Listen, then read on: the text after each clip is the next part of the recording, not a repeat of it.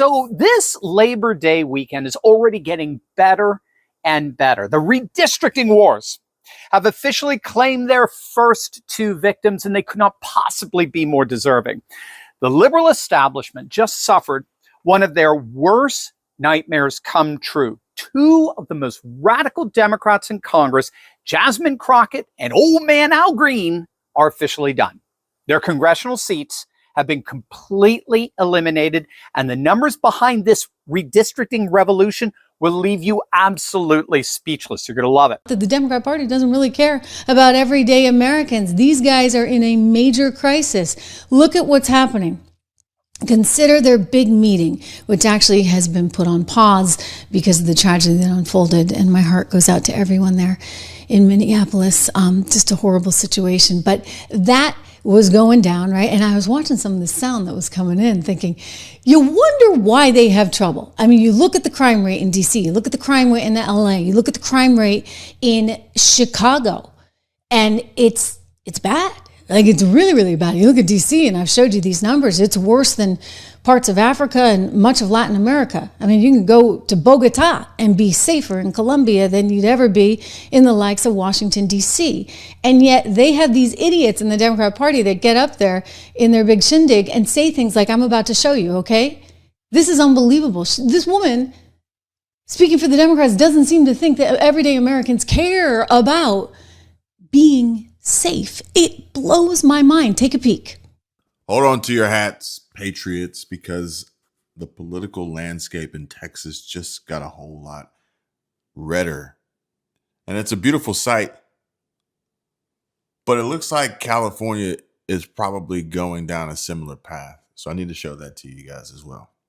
But could it be that Jasmine Crockett, one of the loudest progressive voices in Congress, has finally been shown the door, gotten the boot, the exit removed from Congress?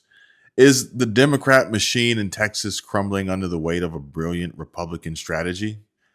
No more of that gerrymandering bullshit. You bet it is. The Lone Star State's new congressional map is a game changer and is sending shockwaves through the liberal establishment. So let's dive right in and pull apart, unpack exactly why this redistricting revolution is a massive win for America First conservatives like us. And if you like these types of videos, subscribe, hit that like button, comment. And if there's any stories you want to see turned into videos, make sure you send them to me. There's links down below in the description. And thank you all for the love and support. Without you, none of this would be possible. Every donation, super thanks sent through YouTube, memberships here and on Patreon keep us going. Hopefully taking this show on the road here very soon and bringing our voice to you and making an impact for what is to come. Because our fight isn't over, even though we're truly blessed and winning every day that we wake up and touch ground. And it doesn't matter if you're in California, Texas, Iowa, Florida, New York, or Kansas. We're all in this together. And today, I want to talk about something that affects so many of us and our loved ones, Medicare. Folks, the Medicare enrollment period is right around the corner, and I cannot stress enough how critical it is to take action now. Whether you're new to Medicare or already enrolled, these periods, like the annual enrollment period from October 15th to December 7th, are your chance to make sure you're set up for success.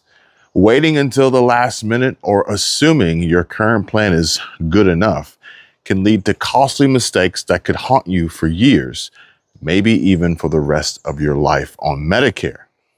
And let me share a couple of real world examples to drive this point home. Imagine a retiree. Let's call her Susan from Florida. Susan thought her Medicare plan was fine and she'd be on it for years. Didn't want the hassle of reviewing it. But when she needed emergency surgery, she found out her plan didn't cover the specialist she needed.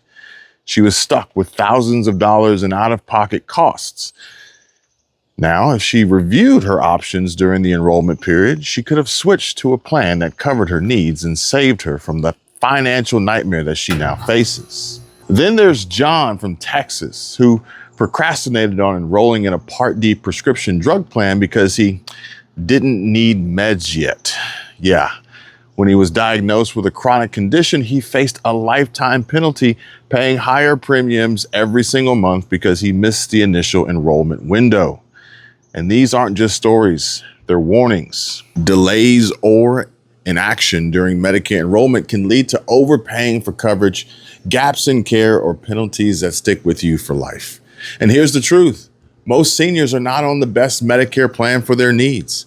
And according to studies, many are either overpaying for the same coverage that they could get elsewhere for less, or they're stuck with plans that leave them exposed in the event of an emergency. Whether it's a hospital stay, a specialist visit, or a new prescription, the wrong plan can cost you thousands of dollars or leave you scrambling when you least expect it. But here's the good news. You don't have to navigate this alone. You don't have to wait until it's too late. That's where our incredible friends and partners at Chapter come in. They're offering free Medicare help and consultation to make sure you're on the right plan for you. And you can reach them right now at the number that you guys see on the screen. At the number you see on your screen, 270-467-2426. And here's why Chapter is different. They work for you, not big insurance companies or the government. In under 20 minutes, their expert advisors can review your current plan and compare it against thousands of options available in your area. And if you're already on the best possible plan for your needs, then they'll just tell you, no strings attached. But if there's a better option, one that saves you money or gives you better coverage, well, they'll walk you through how to switch, even if it's to a plan that pays them nothing. That's right. Schedule a consultation, take control of your Medicare plan, protect your health, and save your hard-earned money, because you deserve peace of mind no matter where you are. Again, let me know. California, Texas, Iowa, Florida, New York, Kansas, or anywhere in between. Let's keep the momentum going here, folks. Share this message, spread the word, and let's make sure everyone we care about is ready for what's ahead. Again, thank you for being part of this community, and let's keep fighting the good fight together. Look, the Democratic brand right now has about the appeal with the American voter as the Cracker Barrel rebrand has with the American consumers. Bad, bad, bad. What are you doing? Oh, my goodness gracious. What are we talking about here in terms of big party registration changes in the key swing states? Let's look at the key 4 swing states that, in fact, do keep track of registration by party. Look, the Republican Party is in their best position at this point in the cycle since at least 2005, and all 4 of these key battleground states. We go out to the Southwest, Arizona. How about Nevada? Republicans haven't done this well since 2005. Oh my goodness gracious, at this point in the cycle. North Carolina, I couldn't find a point at which Republicans were doing better at this point in the cycle. It's at least this century. It probably goes way back in the last century. And Pennsylvania, very similar. Republicans doing better at this point than at any point this century, at least as far as I could find. Now, what types of gains are we talking about here for the Republican Party? Well, let's compare it to this point during the first Trump administration all the way back in 2017. Look at this. The Republican Party gains in party registration compared to this point back in 2017 during the Trump first administration. In Arizona, you got a Republican gain of 3 points. Okay, how about Nevada? Up the hill we go, even though we're sticking in the Southwest. A gain of 6 points. How about, again, we come to the East Coast, North Carolina, a gain of 8 points for the Republicans. And in the Keystone State, in the Commonwealth of Pennsylvania, again, we're talking about a gain of 8 points. My goodness gracious, for Republicans, they are converting old former Democrats to their side of the ledger, as well as picking up new voters, registering new voters, and it absolutely paid off for them back in the 2024 election. So picture this, folks. Texas, the heart of red state pride, just unleashed a congressional map that flips the script on the Democrats. Under the old map, Republicans held a solid 25 of the Texas's 38 congressional seats. But now, thanks to Governor Greg Abbott signing a bold new redistricting bill into law, that number is set to soar to 30 seats, 79% of the state's delegation. Isn't it about time that we took back control from the radical left? And splitting the state would be a very long process, one that is allowed by the California Constitution, but which would require the approval of both the state assembly and the state senate and the voters of California. The so-called two-state solution would split the state vertically, with the Bay Area and all but one coastal county in the west, including LA, Santa Barbara, San Diego. This would represent about 3/4 of California's population. To the east, most of the inland areas, Northern California, the Sierra Nevada, Central Valley, and Southern California's Inland Empire, about 10 million Californians. Today, state Republicans said that the split would give rural voters a voice, which they say will be silenced if the new redrawn congressional maps are approved by voters in the November 4th special election. One of the authors there, James Gallagher of Northern California, said that this impacts water rights, the price of fuel, firefighting resources, the battle between ranchers and environmentalists, and so on. I mean, this isn't just a tweak. It's a seismic shift that's got Democrats like Jasmine Crockett and Al Green running for cover. Let's talk about Jasmine Crockett first, okay? Her Dallas-based 30th district, it's been redrawn with surgical-like precision. Her home now sits in the newly crafted 33rd district, which, get this, folks, remains Democrat leaning, but is already represented by another incumbent, Mark Vesey, or Vesey, or I don't know how you say his name. Doesn't matter. So what's Jasmine Crockett to do? Does she dare challenge a fellow Democrat in a primary showdown? Or does she try to cling to her old 30th district, now packed with 200,000 new voters from Tarrant County, voters who backed President Trump by 52% in 2024? Yeah, good luck with that one, Jasmine. But don't you just love it when a plan comes together? It's like the old A-Team motto, wasn't it? Governor Gavin Newsom's master plan to gerrymander California's congressional maps has just backfired, and now the Democratic Party is really worried that a new two-state solution could split California into two separate states. Now, that move comes from a local Republican representative serving in California's legislature and sparks new concerns that Newsom's plan might not have worked out so well.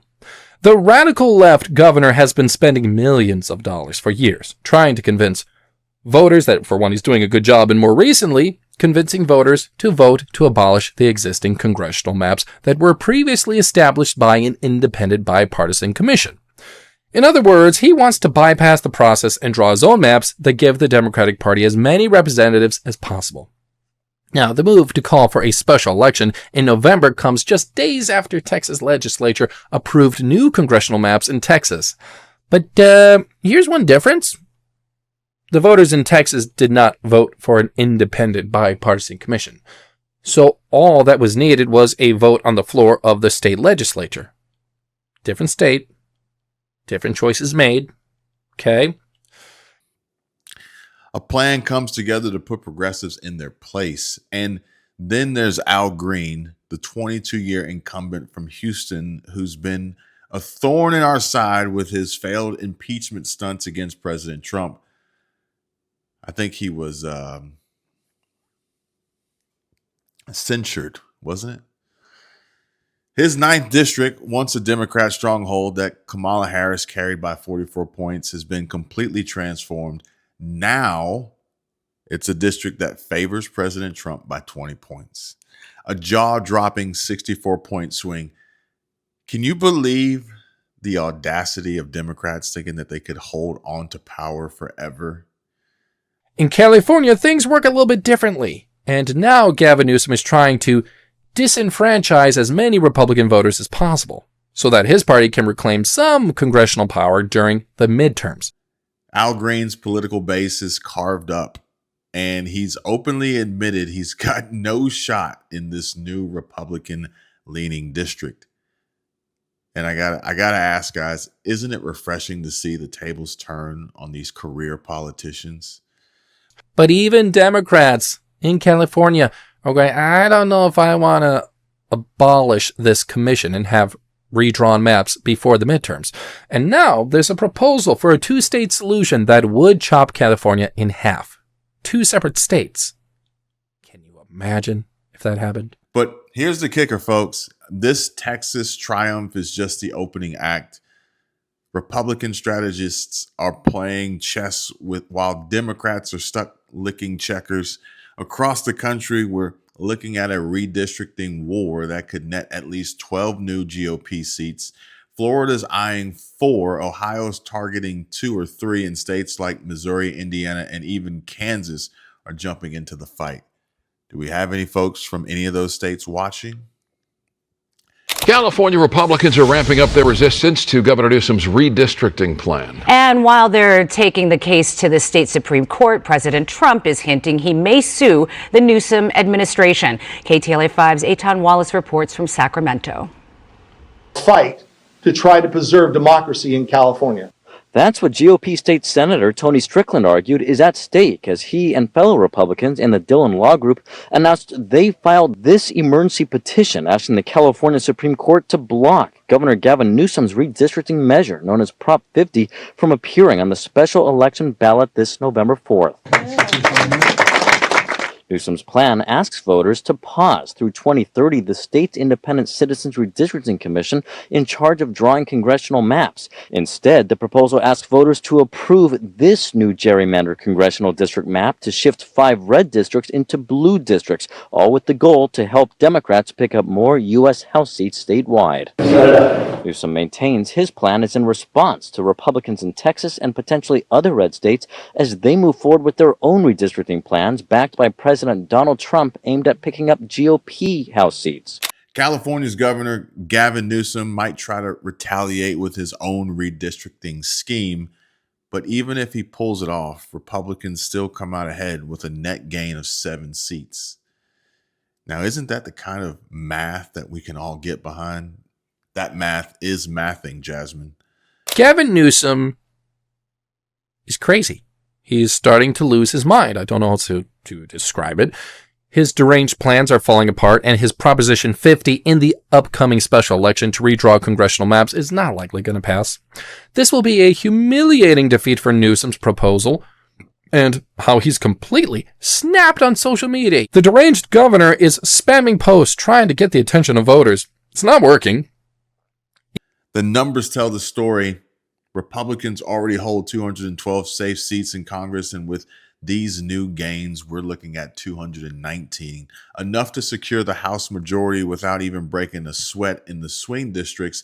And if the Supreme Court strikes down the Voting Rights Act's racially gerrymandered districts, up to 25 Democrat seats could vanish overnight.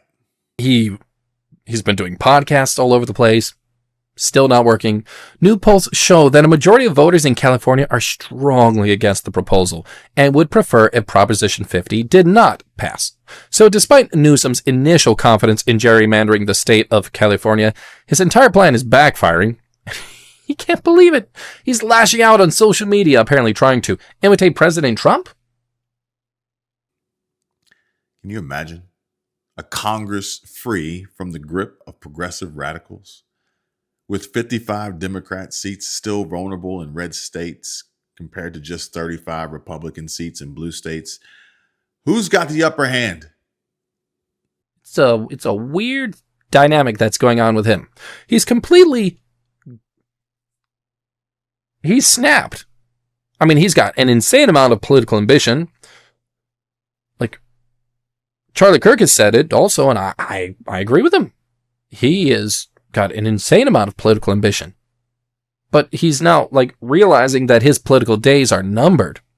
In January of 2027, Gavin Newsom will no longer be governor of California. Thank God. And it's about time that you can expect him to announce his bid to become the next president of the United States. He wants to be hailed as a hero so bad. A hero of the Democratic Party, convincing his voters to overturn the congressional maps and grant several additional representative seats to his own party. Here's the problem.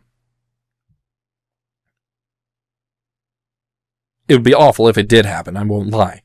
However, it's highly unlikely that his plan will work because there are more seats to be gained through gerrymandering in Republican states than there is in California. And you might be wondering if there's seats in any Democrat-led states that can make up the difference. The answer to that question, did some digging, is no. And here's why. Democrats have already gerrymandered most of the states that they control. The remaining states either have laws that make gerrymandering the remaining seats extremely difficult, or voters would have to approve it. But Democratic voters do not appear to be interested in changing the maps at this time. And this has caused a recent panic attack in the Democratic Party, because they are starting to realize, oh, shoot, our chance to reclaim congressional power is slipping away. Perhaps more importantly, Trump is getting things done. Success breeds success in all areas. And Republican states want to preserve his political power by keeping control of the Senate and the House of Representatives. Republicans in Texas have already made their desired changes. The people voted for it to their local congressional maps, but other states have also shown interest. Like, for example, the Republican-controlled state of Iowa has shown interest in redrawing congressional districts, which could give Republicans additional seats as well. But Ohio isn't the only state. Utah, Indiana, they've shown interest in doing the same thing. That would help the Republican Party as well. NBC News national political correspondent Steve Kornacki is at the big board. So, Steve, break down what makes 2026 different than 2018. Yeah, it's really interesting, Ryan, because when you look at the bottom line numbers, that's what you have on the screen right now, the balance of power in the House for vacancies. Essentially, if these vacancies were filled, it would probably be 220 Republican seats, 215 Democratic seats. As thin a majority as you could get for Republicans. That means if Republicans take that majority into the midterms next year, they can afford a net loss of no more than 2 seats. And you know the history of midterms. The White House party almost always loses seats. You mentioned 2018 when Republicans lost 40 seats in Donald Trump's first midterm. So how could he actually be in a position where we're talking about the House being in play next year, at least potentially? Well, it's because the makeup of that Republican majority that got decimated in 2018 is very different from the makeup of the Republican majority right now. And that's what we want to show you right here. Republicans in 2018 were exposed all over the place. Check this out here. Republicans in 2018 in districts that had been carried by Hillary Clinton in the 2016 presidential election, anti-Trump districts, there were 25 of them in the 2018 midterms. There are only 3 Republicans right now representing districts that Donald Trump didn't carry in the last presidential election. That's right. We do. And it's about damn time. This redistricting offense isn't just about maps. It's about dismantling the progressive coalition that's been pushing its toxic agenda for far too long. Jasmine, Crockett, and Al Green are just the start, just the beginning. Stick with me here, folks. We're going places. Their political careers are on life support, and it's all thanks to a strategic, America First approach that puts patriots back in charge. So in addition to the Republican Party simply being the more popular party at this moment in time because of Donald Trump, the Democrats also have a math problem. Steve Kornacki is right about the fact that Republicans are less exposed this time around than they were when they had a similar situation during the 2018 midterms. There were only a few Republicans exposed in districts that could swing towards the Democratic Party this time around, and there are quite a few more Democratic seats that are exposed to potentially being flipped. Now, what does this mean exactly? Well, it means that Republicans simply have more favorable situation going into the midterms. That doesn't necessarily mean that Republicans will hold power in the House of Representatives. It would be awful if it were to change, I won't lie. But it shows us that essentially they have home field advantage, is a good way to put it, right now. So if Republican states continue to show interest in redrawing maps to give them even more of a home field advantage, it could spell trouble for the Democratic Party. And that's why Governor Newsom is so desperate to try and redraw his own state, because he knows deep down that the Democratic Party is really unpopular. He's trying to position himself as a hero. If he pulls it off, he probably would be the hero for the Democratic Party. But the nation knows he is coming off really, really well as a villain. Even his own state's citizens know that he's trying to achieve a power grab by calling for this special election to pass Proposition 50 in November. He's not doing it for them. Well, that's right. And it's just a little over 2 months before this special election. Now, Prop 50 would put a pause on the state's independent redistricting commission and instead draw new congressional lines through 2030, shifting 5 current Republican districts into Democrat-leaning ones. But state Republicans are fighting to stop this move, calling it, quote, a fight to try to preserve democracy in California. I'm hoping that voters will see through this and recognize that the governor and the Democratic leadership are trying to take away the power of the voters. State Senate Minority Leader Brian Jones from San Diego says Proposition 50 flies in the face of the independent redistricting commission that California voters approved in 2010, amending the state's constitution. These lines are horrendous. It chops up counties, it chops up cities, it chops up communities of interest. It violates every principle that the voters put in place with the redistricting commission. Don't you agree that it's time to send a message that radical ideology has no place in our Congress? Texas is leading the charge, and with Trump's approval rating soaring, the timing couldn't be better. Now, Democrats are going to have to fight their own state's Supreme Court to defend the redrawn maps, at the same time trying to convince voters to vote yes. But Newsom doesn't appear to be making much progress at all. He's in full panic mode, and only time will tell what happens in the future in this upcoming special election in California. But there's no doubt that Republicans are strongly in command right now. And President Trump's Republican Party is thriving. His accomplishments continue to pile up, and at the same time, Newsom has a very different problem. He's facing humiliation in the headlines every single day, and instead of accomplishments, Newsom has a large list of failures. So, what say you, MAGA? MAGA family, MAGA nation? Are we ready to celebrate this victory and keep pushing for a red wave in 2026? Let's make Congress great again.